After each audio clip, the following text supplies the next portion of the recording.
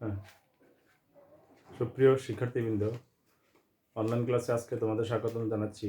আমি মোহাম্মদ এহসানুল্লাহ, সহকারী অধ্যাপক হিসাব বিজ্ঞান বিভাগ, নরসিংদী সরকারি কলেজ, নরসিংদী। আজকে তোমাদের দুটি ইয়ারের ক্লাস একসাথে নেওয়ার চেষ্টা করব এবং যেই সাবজেক্টটা তোমাদের সাথে শেয়ার করছি সেই সাবজেক্টটা ফোর্থ ইয়ারের ছাত্রছাত্রীবৃন্দদের জন্য আছে এবং মাস্টার্স ফাইনাল ইয়ারের ছাত্রছাত্রীদের জন্য আছে। বেসিক্যালি আজকে মাস্টার্স ফাইনাল ইয়ারের ছাত্রছাত্রীদের সাথে তোমাদের সাথে আমাদের ক্লাস, যেহেতু এই বিষয়টা দুইটা ইয়ারের সাথে জড়িত আছে এবং এই কনসেপ্টগুলো দুইটা ইয়ারের সাথে জড়িত আছে, সুতরাং এখানে ফোর্থ ইয়ারের ছাত্রছাত্রীবৃন্দ ও উপকৃত হবে, আবার মাস্টার্স ফাইনাল ইয়ারে যারা আছো তারাও এখানে উপকৃত হবে। এখানে তোমরা দেখতে পাচ্ছ যে বোর্ডে আমরা একটা জিনিস লিখেছি, দেখো, applied accounting theory. Applied accounting theory, এটা ফর MBA যারা ফাইনাল ইয়ারে আছো তাদের কোড নাম্বারটা হচ্ছে 312501।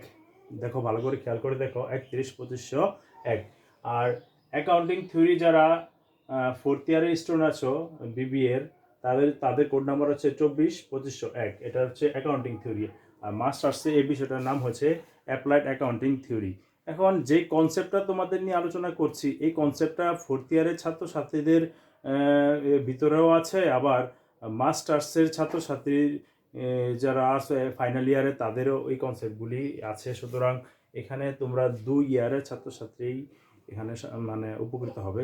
আর তোমাদের যেহেতু অনেকেই MBA ফাইনাল ইয়ারে ভর্তি হয়েছে, তোমাদের প্রায় একাডেমিক পড়াশোনার শেষ প্রান্তেই এসে তোমরা পৌঁছেছো। আর বর্তমান যে পরিস্থিতি সেটা তো তোমরা জানো, সামনে আবার হয়তো চাকরি আবার দিতে হবে তোমাদের। যারা ফোর্থ ইয়ারে পরীক্ষা দিয়ে ফেলেছ তারা হয়তো 2টা পরীক্ষা আটকে গেছে এবং কিন্তু এর আগে যারা পাশ করেছো। সুতরাং সবাই মানে একাডেমিক পড়াশোনার পাশাপাশি চাকরির পড়াশোনাটাও একটু জোর দিবে, সময় আছে যেহেতু এখন। আর মাস্টার্সে যারা আছো তারাও একাডেমিক পড়াশোনার পাশাপাশি মানে চাকরিগত যে পড়াশোনাগুলো আছে সেই পড়াশোনাগুলির দিকে একটু মনোযোগী হবে। আর এখানে যে বিষয়টা তোমাদের সাথে আজকে শেয়ার করব সেটা হচ্ছে এই যে এই তথ্যের সংজ্ঞা। দেখো, লেখা আছে তথ্যের সংজ্ঞা। তো এখানে তথ্য, যে কোনো বিষয় শুরু করার আগে একটা তথ্যে আমরা জানতে হবে, আমাদের বুঝতে হবে যে তথ্য বিষয়টা কি। এখানে দেখো, বোর্ডে আমি তোমাদের উল্লেখ করছি যে সুনির্দিষ্ট পদ্ধতি অনুসারে যে কোনো সমস্যার যুক্তিনিষ্ঠ প্রচেষ্টা। এখানে তোমাদের একটা আন্ডারলাইন করে দিয়েছি, দেখো, সমস্যার যুক্তিনিষ্ঠ প্রচেষ্টা মানে একটা পদ্ধতি করব, সেই পদ্ধতির একটা যুক্তিনিষ্ঠ প্রচেষ্টা হবে। কী হবে? যুক্তিনিষ্ঠ প্রচেষ্টা হবে। সেই যুক্তিনিষ্ঠ প্রচেষ্টাকেই আমরা এখানে এই তোমার এই তথ্য বলে অভিহিত করব।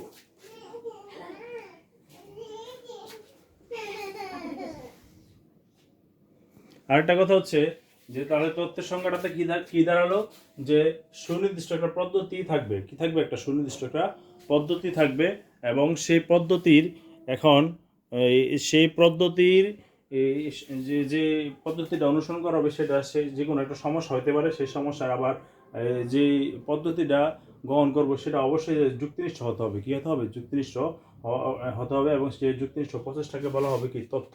তো এখানে তোমার তথ্যের সংজ্ঞা এক জিনিস, আবার হিসাব বিজ্ঞান তথ্যের সংজ্ঞা আরেক জিনিস। তো তথ্যটা হচ্ছে একটা সার্বিক প্রচেষ্টা, আর হিসাব বিজ্ঞান তথ্যটা হচ্ছে একটা হিসাব বিজ্ঞান সম্পর্কিত বিষয় সম্পর্কিত তথ্য। সেটা আমরা একটু পরে আলোচনা করব। তো এখানে যুক্তির মাধ্যমে সমর্থন করতে পারে এমন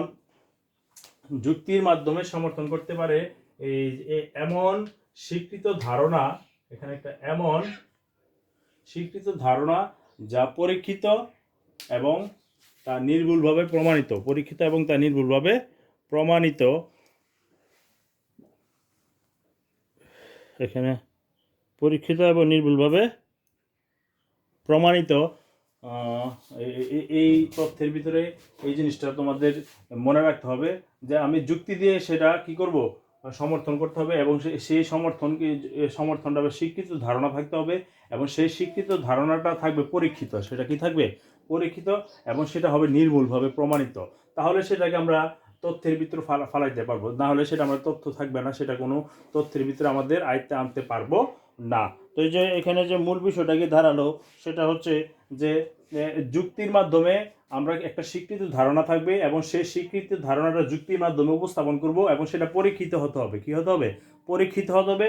এবং পরীক্ষায় যদি সেটা প্রমাণিত হয় নির্ভুলভাবে, শুধু নির্ভুলভাবে যদি প্রমাণিত হয়, তাহলে সেই যে জিনিসটা, যেই মাধ্যমটা, সেই মাধ্যমটাকে আমরা তথ্যের ভিতরে আমরা ফালাইতে পারবো। তো এখানে যে বিষয়টাকে তোমরা হাইলাইট করবা সেটা হচ্ছে যে যুক্তিনিষ্ঠ হতে হবে, যুক্তিনিষ্ঠ প্রচেষ্টা হতে হবে, যুক্তিনিষ্ঠ প্রচেষ্টাটা পরীক্ষিত এবং নির্ভুলভাবে সেটা প্রমাণিত হতে হবে।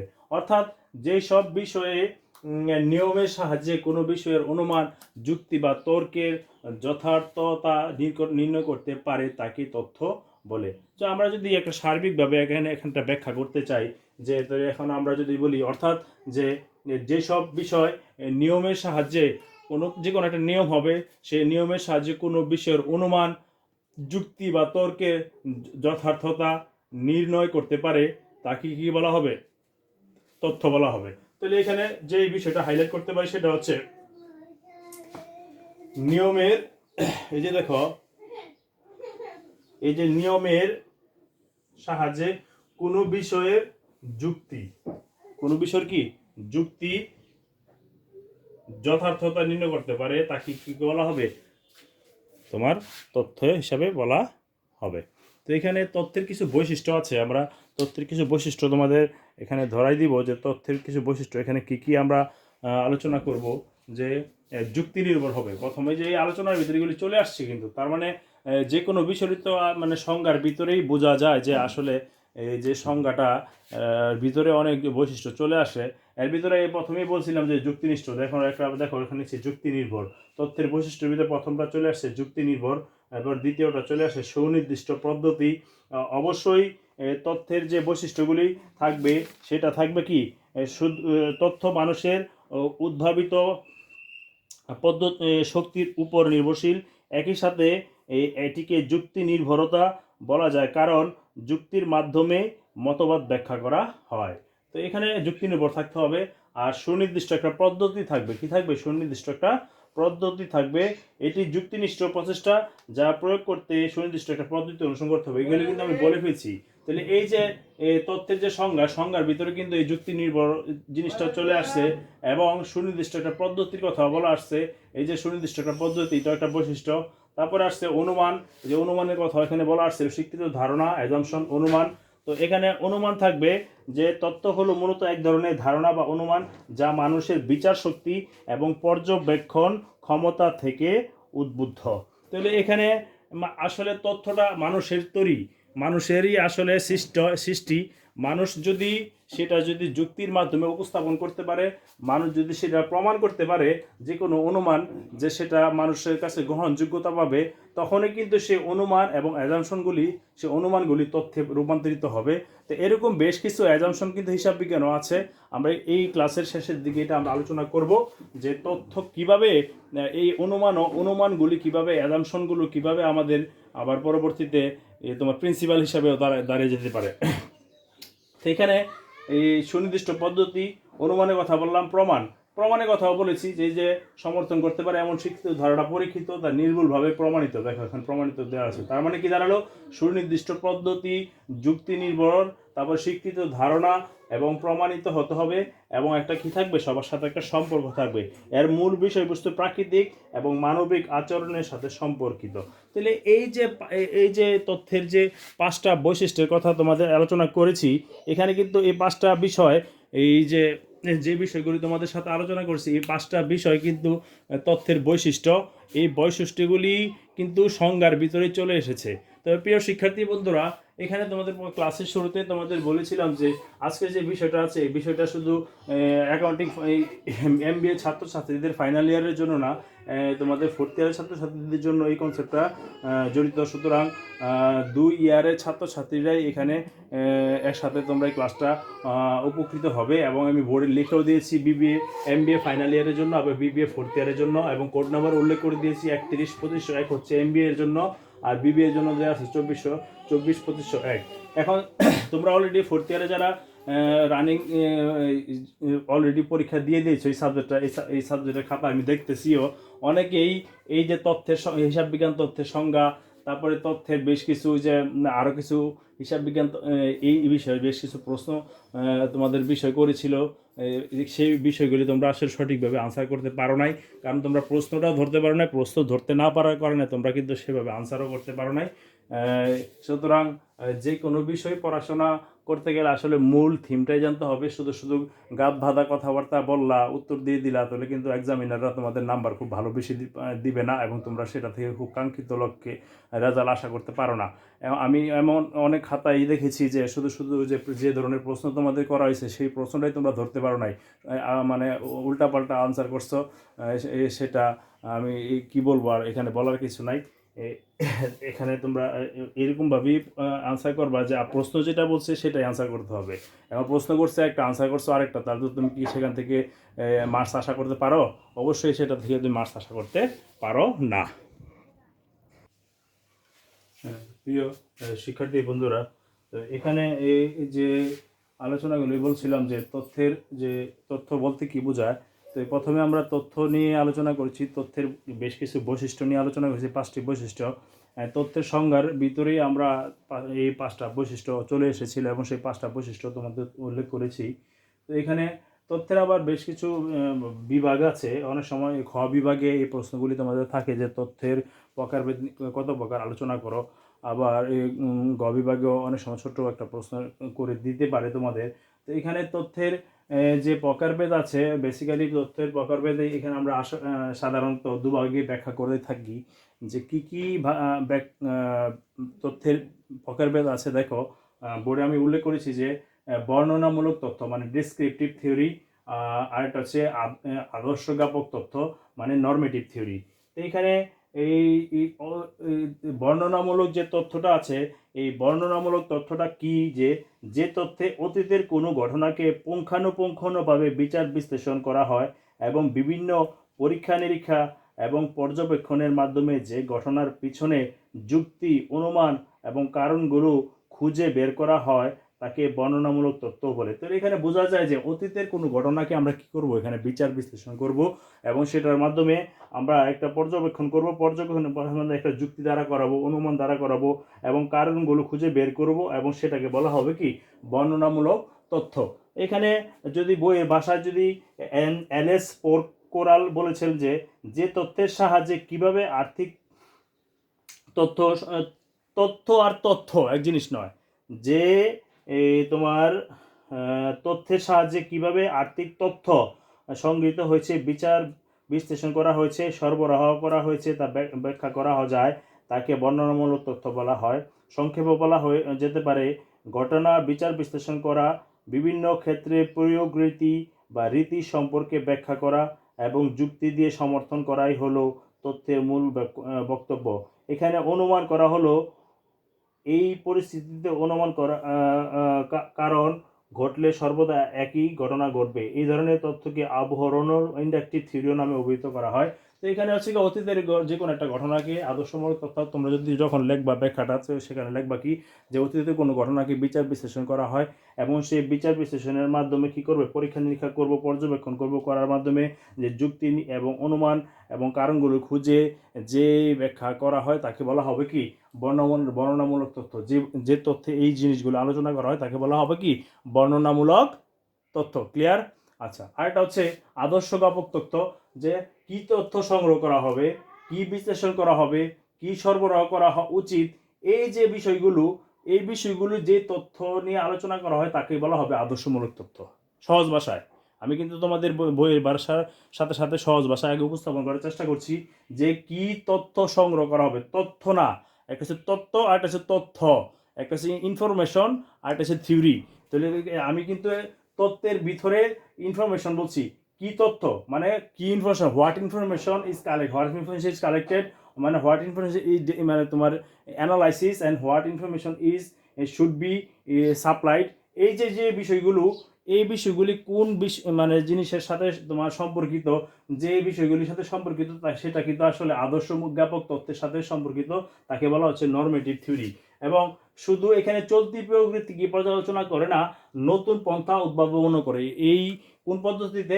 আদর্শজ্ঞাপক তত্ত্বের এই পদ্ধতিতে। যদি বইয়ের ভাষায় বলি, বইয়ের ভাষায় দেখো এখানে কি বলছে, জাগতিক ঘটনাগুলো যে রকম উচিত সেই সম্পর্কে মনে রেখে কতগুলো সুসংগঠিত যুক্তি নির্ভর কর্মপন্থার উপর আলোচনা করা হয়। এদের বলা হয় আদর্শজ্ঞাপক তত্ত্ব। কি করা উচিত, কি করা উচিত নয়, এই নিয়ে তথ্য আলোচনা করে। এইরূপ তথ্য ব্যক্তিগত বিচার বিশ্লেষণের উপর নির্ভরশীল। এলএস পাওয়ারের মতে যে তথ্যের সাহায্যে কী ধরনের আর্থিক তথ্য সংগ্রহ করা, বিচার বিশ্লেষণ করা এবং সরবরাহ করা উচিত তা বর্ণনা করতে সাহায্য করে তা আদর্শজ্ঞাপক তথ্য বলে। অর্থাৎ আদর্শজ্ঞাপক তথ্য শুধু চলতি প্রকৃতি পর্যালোচনা করে না, উপরোক্ত নতুন পন্থা কিংবা উত্তম উপায় উদ্ভাবন করে চলতি ব্যবস্থার উন্নতি সাহায্য করে সুপ্রীতিভিজিত সাধারণ। তাহলে এখানে বোঝা গেল যে যে এখানে কি মানে আমার যে বর্তমান যে তথ্যটা আছে সেটাকে আমি ইচ্ছা করলে আরও উন্নত করতে পারি, বিচার বিশ্লেষণ করতে পারি, আরও তথ্য সংগ্রহ করতে পারি, মানে ইনফরমেশন সংগ্রহ করে সেটা আবার বিশ্লেষণ করব, আবার ওইটা সরবরাহ করার মাধ্যমে বর্তমান যে পরিস্থিতিতে আছে এই পরিস্থিতি থেকে আরও কীভাবে উন্নত করা যায় এই সম্পর্কিত আলোচনাটা আসলে আদর্শজ্ঞাপক তথ্যের সাথেই মানায়। আর এখানে বর্ণনামূলক তথ্যটা অতীতের বিচার বিশ্লেষণটাকেই বেশিরভাগ মানে সাপোর্ট করে। তাহলে একটা হচ্ছে গিয়ে বর্তমানকে বিশ্লেষণ করে, একটা হচ্ছে অতীতকে বিশ্লেষণ করে। এটা হচ্ছে সাধারণ কনসেপ্ট। এখানে মনে রাখার বিষয় যে বিষয়টা তোমাদের সহজ ভাষায় বলে দিলাম, দুইটা কোশ্চেন, একটা হচ্ছে অতীতের বিষয়, আর একটা কি বর্তমানকে প্রাধান্য দিয়ে বর্তমানকে বিচার বিশ্লেষণ করবে, আর এটা হচ্ছে অতীতকে বিচার বিশ্লেষণ করবে, অতীতকে প্রাধান্য দিবে, অতীত থেকে শিক্ষা নেবে, তারপরে তোমার সেটা নিয়ে সিদ্ধান্ত গ্রহণ করবে। আশা করি তোমরা এই যে এই দুইটা বিষয় যদি পরীক্ষায় বলা যায়, এই দুইটা আদর্শজ্ঞাপক তথ্য এবং বর্ণনামূলক তথ্যের পার্থক্য কি তোমরা ব্যাখ্যা করো। পরীক্ষায় আমরা যখন খাতা দেখি তোমরা মন ঘোরা যেভাবে ইচ্ছা সেভাবে খাতায় আনসার লেখো। এই যে একটা চাইলে আরেকটা লেখো, আসলে এইগুলি তোমাদের চাওয়া হয় এক জিনিস, তোমরা যে দেও আরেক জিনিস। এই জিনিসগুলি আসলে খুবই খারাপ বিষয়। তোমরা আসলে তাত্ত্বিক জ্ঞান তোমাদের খুবই কম। ফোর্থ ইয়ারের একটা স্টুডেন্ট তোমরা যদি ফার্স্ট ইয়ারের মতো আনসার করতে না পারো, এটা লজ্জার বিষয়। তাই তোমাদের যারা ফোর্থ ইয়ারে পড়ো অথবা এমবিএতে পড়ো, তোমাদের কাছে আমার একটি সাজেশন থাকবে, সেটা হচ্ছে যে অ্যাকাউন্টিং থিওরি নামের যে বইটা তোমরা ফোর্থ ইয়ারে পড়েছো, যারা মাস্টার্সে উঠে গেছো এবং যারা মাস্টার্সে উঠে গেছো অলরেডি, এই যে অ্যাপ্লাইড অ্যাকাউন্টিং থিওরি, এই বইটা তোমরা তাত্ত্বিক জ্ঞানগুলি খুব ভালোভাবে আয়ত্ত করবে, যাতে ভাইবা বোর্ডে পরীক্ষাতে যে কোনো জায়গায় যাতে তোমরা যে অ্যাকাউন্টিং থেকে পাশ করেছো, অ্যাকাউন্টিংয়ের উপর যে তোমাদের একটা দক্ষতা আছে, তোমাদের যদি একটা নর্মাল কনসেপ্টও তোমাদের বলা হয়, যদি তোমরা সেটা আনসার করতে না পারো, এটা কিন্তু লজ্জার বিষয়। অনেক সময় দেখা যায় যে আমরা AIS এর একটা এব্রিভিয়েশন বলছি, তোমরা লিখতে পারো না, আবার দেখা যায় যে গ্যাপের একটা এব্রিভিয়েশন বলছি, তোমরা লিখতে পারো না, তো এটা কিন্তু লজ্জার বিষয়। সুতরাং এমন অনেক ছোট অনেক কনসেপ্ট আছে যেটা না জানলে তুমি যে অ্যাজ এ অ্যাকাউন্টিং স্টুডেন্ট, এটা কিন্তু খুবই লজ্জার বিষয় যে তোমরা এই জিনিসগুলি তোমরা পারতেছো না। সুতরাং তোমরা একটা গ্র্যাজুয়েশন কমপ্লিট করে ফেলতেছো, অথচ অ্যাকাউন্টিং কাকে বলে, গ্যাপ কাকে বলে, আইএফআরএস কি বলে, ICMA কি বলে, ICAB কি মিনিং কি, এই জিনিসগুলি তোমরা জানো না। এগুলি আসলে খুবই খুবই দৃষ্টিকটু দেখায়। সুতরাং এখনও সময় আছে, তোমরা বাসায় অ্যাকাউন্টিং এর এই যে অ্যাকাউন্টিং থিওরি যে বইটা আছে, এই বইটা নিয়ে বাসায় একটু ভালো করে চর্চা করো, অ্যাকাউন্টিং বিষয়টাকে একটু ভালো করে তাত্ত্বিকভাবে জানার চেষ্টা করো। শুধু অঙ্ক করলেই চলবে না, অঙ্ক তো করতে পারবে দেখে অনেক সময় মুখস্থ করে ফেলতে পারবে, কিন্তু অ্যাকাউন্টিং বিষয়ের বেশ কিছু ভিতরের কনসেপ্ট আছে, ওই কনসেপ্ট যদি তোমরা জ্ঞান অর্জন করতে না পারো, আমার কাছে যেটা সাজেশন যে তোমরা সেই অ্যাকাউন্টিংয়ের যে সেই ছাত্র হিসাবে পরিচিতিতে তোমাদের খুবই কষ্ট হবে। কারণ কি, তোমাদের যদি কেউ প্রশ্ন করে, সাধারণ একটা প্রশ্ন, তোমরা যদি উত্তর দিতে না পারো, তাহলে এটা কিন্তু খুবই লজ্জার বিষয় হয়ে দাঁড়াবে। প্রিয় শিক্ষার্থী বন্ধুরা, এখানে পরবর্তী যে কনসেপ্টটা নিয়ে তোমাদের সাথে হাজির হয়েছে, সেটা হচ্ছে হিসাব বিজ্ঞানের উৎপত্তি। অ্যাজ এ একাডেমিক স্টুডেন্ট, হিসাব বিজ্ঞানের ছাত্র হিসাবে হিসাব বিজ্ঞানের কিছু ঐতিহাসিক ধারণা তোমাদের জ্ঞান থাকতে হবে, সেই বিষয়ে তোমাদের আলোচনা করছি। তো হিসাব বিজ্ঞানের যে উৎপত্তি, 4টা পর্বে এখানে ভাগ করা হয়েছে হিসাব বিজ্ঞানের উৎপত্তি থেকে। এখানে দেখো, হিসাব বিজ্ঞানের উৎপত্তিকে আমি 4টি ভাগে ভাগ করেছি। একটি হচ্ছে আদি যুগ, একটি হচ্ছে দ্বিতীয় যুগ। এই দ্বিতীয় যুগটাকে অনেকে আবার আদি যুগটি বলা হয়েছে 1494 সালের পূর্ব পর্যন্ত, আর একটা হচ্ছে দ্বিতীয় যুগ। এই দ্বিতীয় যুগটাকে বলা হয় প্রাক বিশ্লেষণ পর্ব অনেকে বলে থাকে। তো এই দ্বিতীয় যুগটাকে বলা হয় প্রাক বিশ্লেষণ পর্ব। এটা হচ্ছে 1494 থেকে 1800 সাল পর্যন্ত, এই সময়টাকে বলা হচ্ছে দ্বিতীয় যুগ। এবং তৃতীয় যে যুগটা আছে এটাকে আবার বলা হয় বিশ্লেষণ যুগ। এটাকে বলা হচ্ছে বিশ্লেষণ যুগ। 1800 সাল থেকে 1950 সাল এই সময়টাকে বলা হবে কি তৃতীয় যুগ বা বিশ্লেষণ যুগ।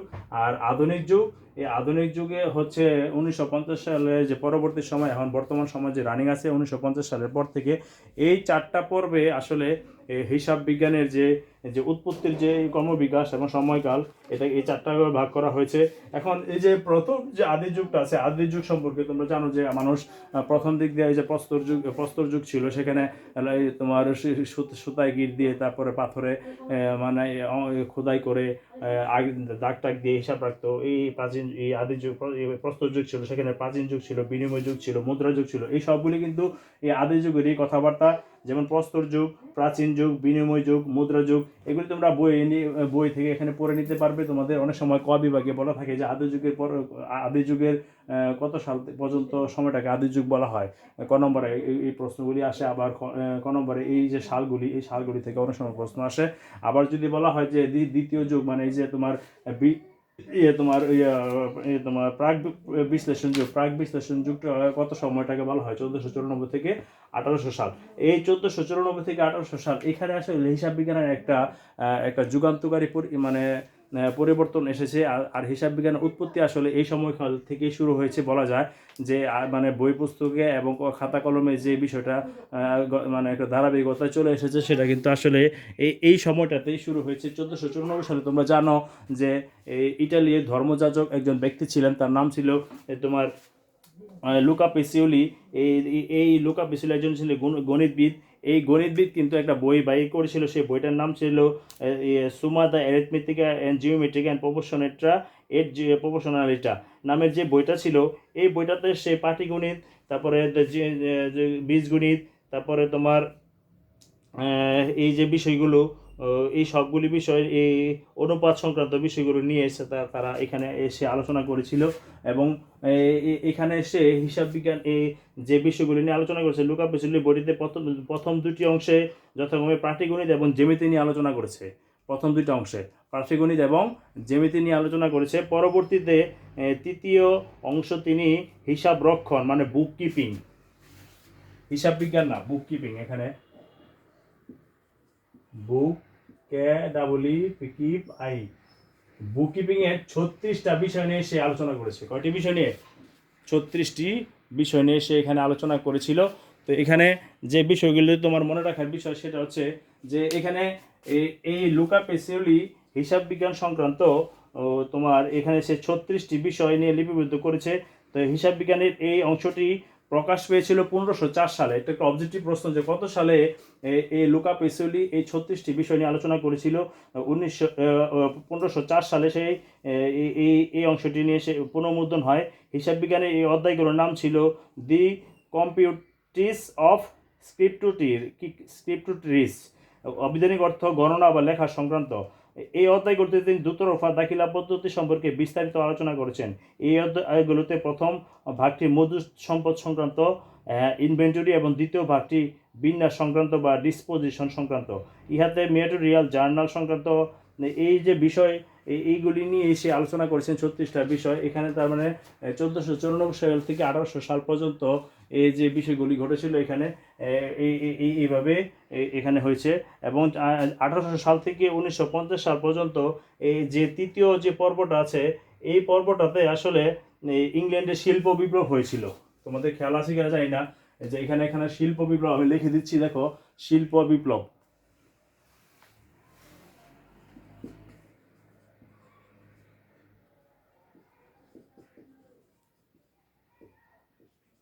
এই যে শিল্প বিপ্লব ঘটেছিল।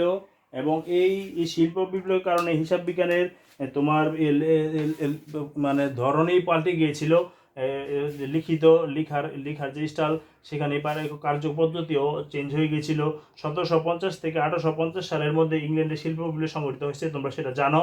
এবং বৃহদায়তন উৎপাদন প্রক্রিয়া এবং কারখানা উৎপাদন ব্যবস্থা, যৌথ মূলধনী কোম্পানির আবির্ভাব এবং বিপুল প্রতিযোগিতা, পণ্যের মূল্য, উৎপাদন প্রক্রিয়া, কারখানার উৎপাদন ব্যবস্থা, যৌথ মূলধনী কোম্পানির আবির্ভাব, বিপুল প্রতিযোগিতা, পণ্যের মূল্য হ্রাস, প্রচুর মুনাফা ইত্যাদি হিসাব রক্ষণে অনেক জটিলতা এনে দেয়। ফলে এইসব সমস্যার সমাধান করতে কল্পে হিসাব রক্ষণ সংক্রান্ত গবেষণা শুরু হয়, নতুন নতুন তথ্য আবিষ্কার হয়। ফলে ইতিপূর্বে যে দাতা এবং গ্রহীতা সম্পর্কের উপর জোর দেওয়া হতো, জাবেদাকে হিসাবের প্রধান বই মনে করা হতো, সে ধারণা পাল্টে যায় এবং কালক্রমে খতিয়ান হিসাব বইয়ের রাজা বলে চিহ্নিত হয়। জাবেদা এবং খতিয়ানের উপবিভক্তির প্রয়োজন হয়ে পড়ে। ফলে জাবেদা দ্বিতীয় গুরুত্বপূর্ণ পর্যায়ে চলে যায় এবং ব্রিটিশ জাতির চমকপ্রদ অর্থনৈতিক প্রগতি এবং তাদের অবদানের কথা ব্রিটিশ পদ্ধতি হিসাবে পরিচিতি লাভ করলে। এই যে আমরা জানি এখন দুইটা পদ্ধতি বর্তমানে চলমান আছে, একটা ব্রিটিশ পদ্ধতি, একটা আমেরিকান পদ্ধতি।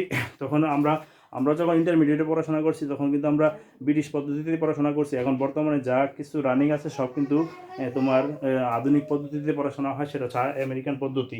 তো এইখানে তৃতীয় যুগ যেটা বিশ্লেষণ যুগ, এই বিশ্লেষণ যুগটা এখানে এইভাবেই শুরু হয়েছে এবং বিংশ শতাব্দীতে যখন দ্বিতীয় বিশ্বযুদ্ধ হয়, এই দ্বিতীয় বিশ্বযুদ্ধের পরবর্তীতে হিসাব বিজ্ঞানের রূপ আরও চেঞ্জ হয়। হিসাব বিজ্ঞান বিংশ শতাব্দীর মধ্যভাগ হতে মূলত হিসাব বিজ্ঞানের আধুনিক পর্ব শুরু হয়। এই সময় হিসাব বিজ্ঞানের ব্যাপক পরিবর্তন সাধিত হয়। হিসাব বিজ্ঞান তথ্য ব্যবস্থা হিসাবে চিহ্নিত করা হয়।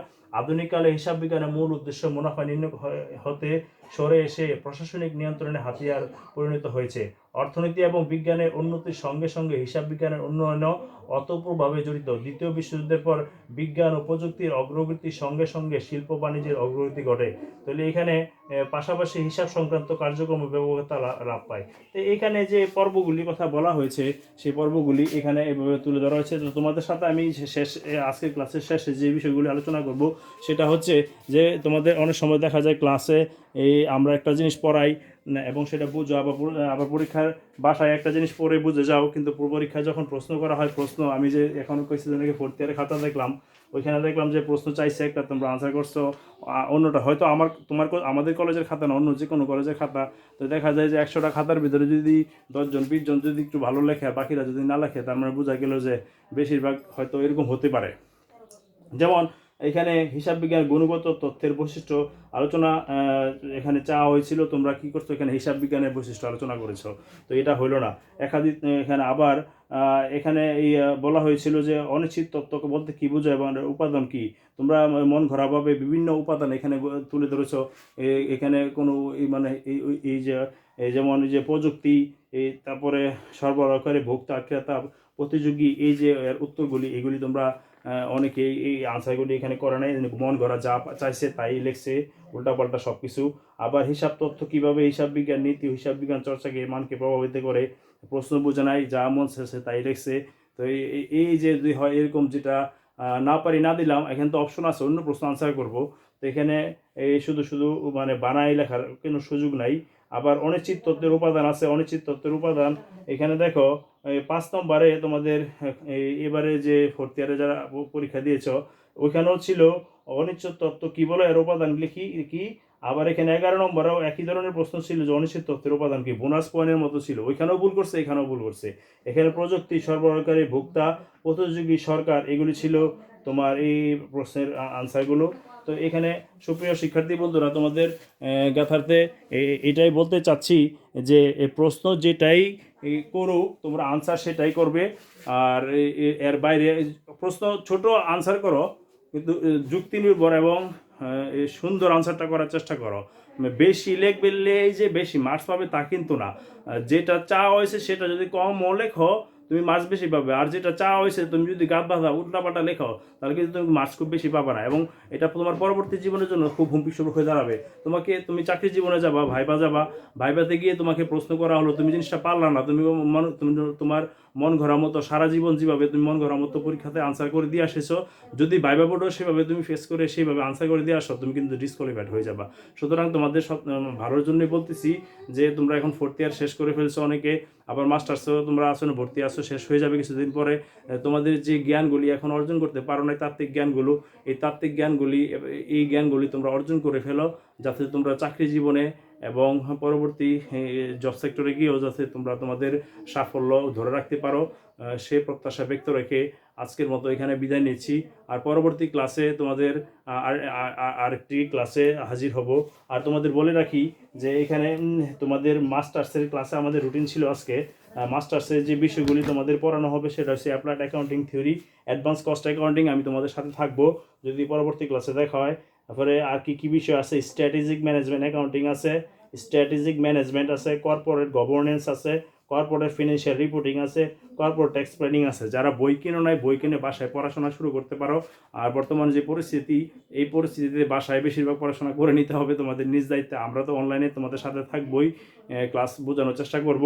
তো তোমরা যে বিষয়গুলি আছে, যে কোনো একটা বই কিনলেই সেই বইয়ের পিছনে দেখবা যে বাকি সব বইয়ের লিস্ট দেওয়া আছে, সিলেবাস একটা কিনলে ওইখানে দেওয়া আছে, ওই হিসাবে বইগুলি সব কিনে ফেলো। আর ফোর্থ ইয়ার ছেলেরা তো পরীক্ষা তো আর 2টা পরীক্ষা বাকি রয়েছে, দেখো কি হয় না হয়। তো তোমাদের সাজেশন থাকবে চাকরি জীবনের জন্য তোমরা প্রস্তুতি হও, আর যা পড়বে সঠিকভাবে পড়ার চেষ্টা করো। এই প্রত্যাশা ব্যক্ত রেখে পরবর্তী ক্লাসে আমন্ত্রণ জানিয়ে আজকের মতো এখানে বিদায় নিচ্ছি। আল্লাহ হাফেজ, সবাই ভালো থেকো, সুস্থ থেকো। সেই পর্যন্ত তোমরা ভালো থেকো। পরবর্তী ক্লাসে আবারও আমন্ত্রণ জানিয়ে আজকের মতো এখানে বিদায় নিচ্ছি। সবাই সুস্থ থেকো, নিজের প্রতি খেয়াল রেখো। আর যেহেতু সামনে শীতকাল, সবাই মাস্ক পরিধান করে বাইরে হবে। নিজের যত্ন নিজে নিবে, এখন বোঝানোর কিছু নাই। অলরেডি 8-9 মাস অতিবাহিত হয়েছে। আল্লাহ হাফেজ, পরবর্তী ক্লাসে দেখা হচ্ছে।